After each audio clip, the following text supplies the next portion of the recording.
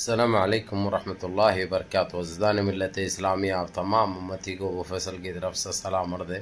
घर में बड़ी पर्दा नशीन इज़्ज़तदार माँ और बहनों को वो फैसल की तरफ से सलाम अर्ज़ है। बहरहाल अल्लाह से उम्मीद है आप लोग खैरियत से होंगे, अल्लाह की हिफाजत में होंगे।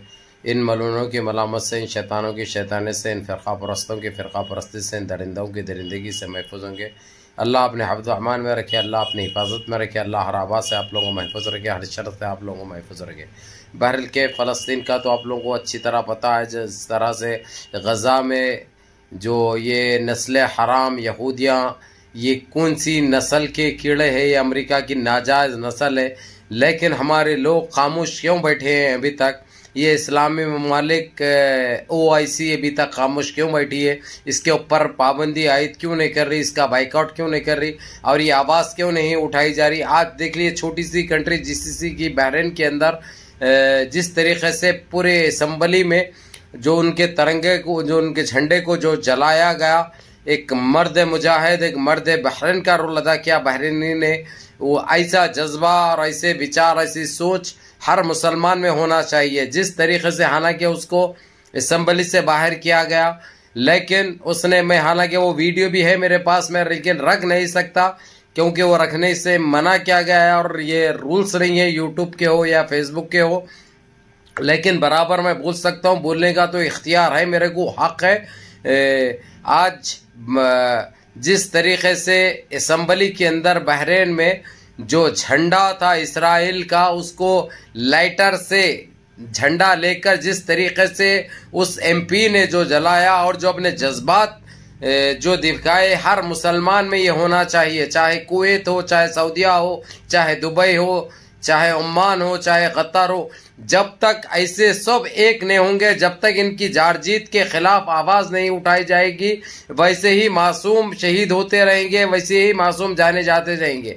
इनकी कल की बमबारी में मैं बता दूं आपको, 81 लोग हलाक हो चुके हैं, जबकि वहाँ का सरकारी चैनल इतनी नहीं बता रहा है, छुपा रहा है। ये तो आदत है, ये लोगों को 15% बताया जा रहा है, जिसमें से मासूम बच्चों की, मासूम जिसकी उम्र 6 महीने से 5 साल के अंदर 23 बताई गई है। 23 शहीद हो चुके हैं और 81 को हलाक बताया जा रहा है, जबकि वो उसमें से तकरीबन लोग नए के बराबर अभी सांसें ले रहे हैं, लेकिन हॉस्पिटल में ज़ेर इलाज है और तकरीबन 70 के करीब शहीद हो चुके हैं।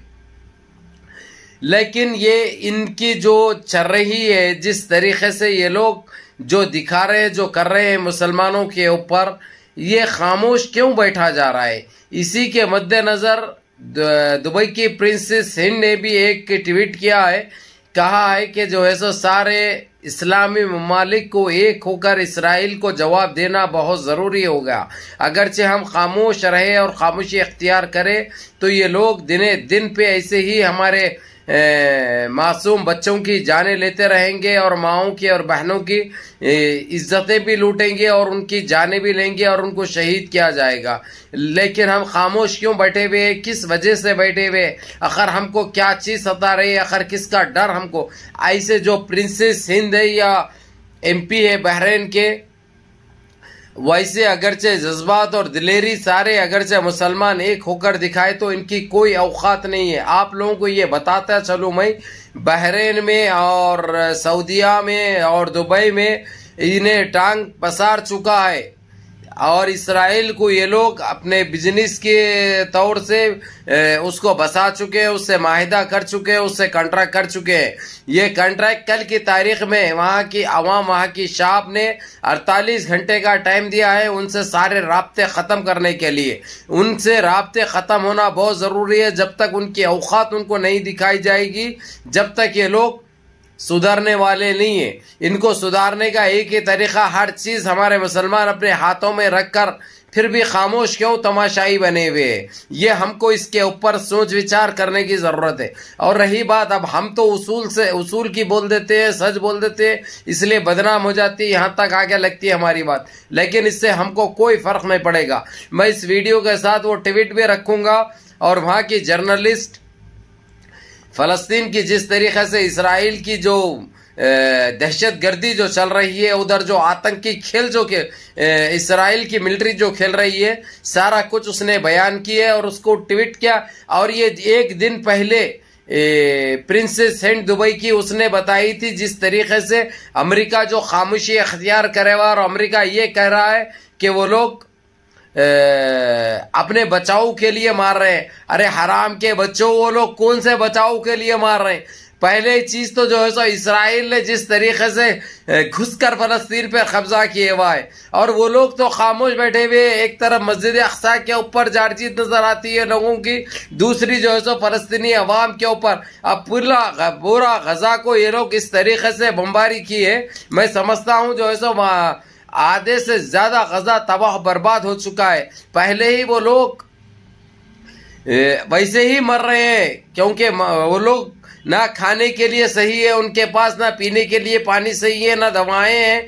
उसके बावजूद ये हरकतें जो इसराइल कर रही है, अल्लाह की मार भी इनको पड़ेगी। और इंशाअल्लाह ताला और सारे मुसलमान एक होकर इनको इनकी औकात दिखाना बहुत जरूरी है।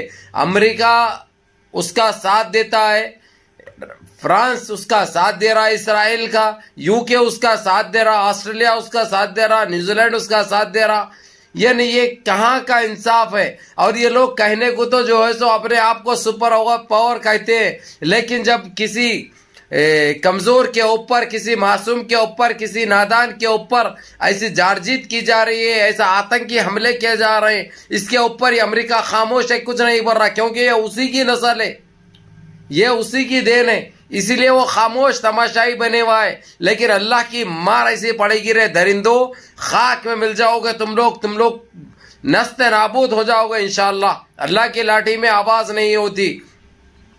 तो मेरे अजीज दोस्तों, मेरे भाइयों, आज हमको फलस्तीन के लिए दुआएं करने का वक्त है। दुआएं करो ताकि इस इसराइल को अल्लाह की लानत बरसे, और अल्लाह अपने उससे कहर से, अल्लाह के कहर से ये नहीं बच सकता, और अल्लाह का कहर नाजिल होना बहुत ज़रूरी है। और वहाँ के हमारी माँ और बहनों की हिफाजत के लिए, उनकी इज्जतों की हिफाजत के लिए, मासूम बच्चों की हिफाजत के लिए दुआएं करो। और ऐसे ही हिम्मत तो ये लोग 60 साल से दिखाते हुए आ रहे, लेकिन अभी भी ये लोगों का दिल नहीं भरा। इतने लोगों को शहीद करके, मासूम बच्चों को शहीद करके भी इनका दिल नहीं भरा। ये लोग अपना इस चीज को जारी रखे हुए हैं, लेकिन एक दिन आएगा इंशाअल्लाह ताला ये लोग हमारी जूती के नोक से उछाले जाएंगे, इनको फुटबॉल बना के खेला जाएगा इंशाअल्लाह। अल्लाह की लाठी में आवाज नहीं होती, जब वो गरजेगी तो ऐसा बरसेगी जो ये लोग बर्बाद हो जाएंगे। और हमारी ये अरब GCC हो या इस्लामी ममालिक OIC हो, ये खामोश तमाशाई क्यों बने हुए? इनकी ये दहशतगर्दी का जवाब क्यों नहीं दिया जा रहा, और इसको रोका क्यों नहीं जा रहा, इसके ऊपर बात क्यों नहीं हो रही? देखियो, बहरीन से जो निकल के आए वहां के MP ने जिस तरीके से उनका इसराइल का जो झंडा जलाया, उनको तो असेंबली से बाहर किया गया और कुछ महीनों के लिए उनके ऊपर पाबंदी आयद की गई, लेकिन उससे फर्क नहीं पड़ता। लेकिन ये तो साफ हो गया कि ये लोग किसके इशारे पे काम कर रहे हैं, ये चीज समझ में आ रही है अवाम को, अवाम भी देख रही है। लेकिन वहां की शाप को भी मैं सलाम करता हूं, जिस तरीके से 48 घंटे के अंदर ये इसराइल से सारे रिश्ते खत्म करने और उनके से कारोबार खत्म करने की जो बात हुकूमत को कही है और हुकूमत को ये बताया है, ये बहुत अच्छी बात है। और सऊदीया के शाम ने भी ये काम किया है, दुबई की शाम ने भी ये काम किया है। अब आने वाले वक्त पे देखेंगे हम इंशाअल्लाह ये कहाँ तक होगा इंशाअल्लाह, और किस तरीके से इसके ऊपर तुर्की के ऊपर इसराइल के ऊपर तुर्की क्या एक्शन लेता है, क्योंकि तुर्की तो साफ अल्फाजों में कह दिया है अब ना कोई रोकने से मैं रुकूंगा, ना कोई बोलने से मैं खामोश बैठने वाला हूं। अब इसका जवाब तो दिया जाएगा, वो मासूम जानों का बदला बराबर लेंगे हम, ये कहा रजब तैयब एर्दोगान ने। और हम दुआ करते हैं रजब तैयब एर्दोगान की सेहत के लिए और उनके आलो अयाल के लिए, अल्लाह अपनी हिफाजत में रखे। हमेशा मुसलमानों के ऊपर जब भी ऐसा वक्त आया है सबसे आगे रहे हैं तुर्की के प्रेसिडेंट रजब तैयब एर्दोगान, और अब सारा मुसलमान उनकी तरफ नजरें लगाए बैठा है, आंखें लगाए बैठा है। वो देखना चाहते हैं कि इस वक्त क्या वो एक्शन लेते हैं। लेकिन साफ अल्फाजों में रजब तैयब एर्दोगान ने ये चीज, ये तसल्ली भी दे दी है कि मुसलमान घबराने की जरूरत नहीं है। इंशाअल्लाह ताला इसराइल की हर वो चीज का जवाब दिया जाएगा, वो भी माकूल दिया जाएगा और बहुत जल्द दिया जाएगा। अब वो कब देंगे, किस अंदाज में देंगे, ये तो आने वाला वक्त बताएगा। लेकिन ईरान और तुर्की ये खामोश बैठने वाले देश नहीं है, बराबर इसराइल को तहस नहस कर देंगे। और हमारी दुआएं तुर्की और ईरान के साथ है इंशाअल्लाह ताला। अल्लाह इनको कामयाब करे, अल्लाह इनको अपने हफ्ज़ अमान में रखे, अल्लाह अपनी हिफाजत में रखे और वहाँ के शाब को, फ़लस्तीन की अपने हफ्ज़ अमान में रखे। बहरहाल अल्लाह हमको कामयाबी नसीब फरमाए, अल्लाह हमारे कामयाबी हमारे कदम चूमे और ये यहूदियों को अल्लाह गरक़ाब करे, अल्लाह इनको ज़मीन बोस करे, अल्लाह इनको नस्ते नाबूद करे, अल्लाह इनको ज़मीन बोस करे। अस्सलामु अलैकुम।